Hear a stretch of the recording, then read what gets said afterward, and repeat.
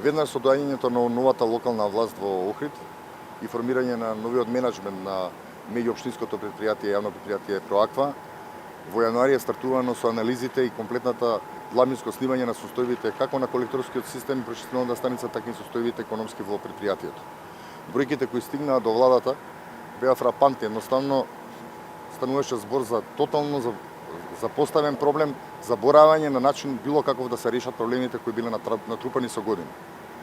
1.200.000.000 денари отприлика беа долговите на јавното предпријатие према вработените, према државата и према доверителите.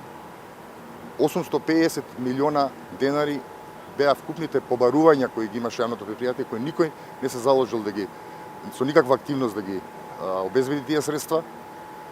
Беа 10 плати неисплатени кон водовод и канализација Струга, 9 кон колекторот во Струга и 4 плати кон водоводот во Охрид. Тоа во превод значи дека 500 вработени луѓе во јавниот сектор во Проаква биле безздравствено осигурување 5,5 години да немаат право на здравствена бесплатна заштита. Веднаш се преземени мерки благодарение на председателот на владата да се санираат одредени потреби, состојби со јавното предпријатие. Обезбедени се средства од страна на јавното предпријатие да се исплатат за останатите плати. Денеска јавното предпријатие има редовни приходи, односно редовно исплаќање на платите на вработените и редовни плаќање на здравствената и социјална заштита. Втори сегмент кој исто така го затекнаме во целото работење е огромен долг према Евана.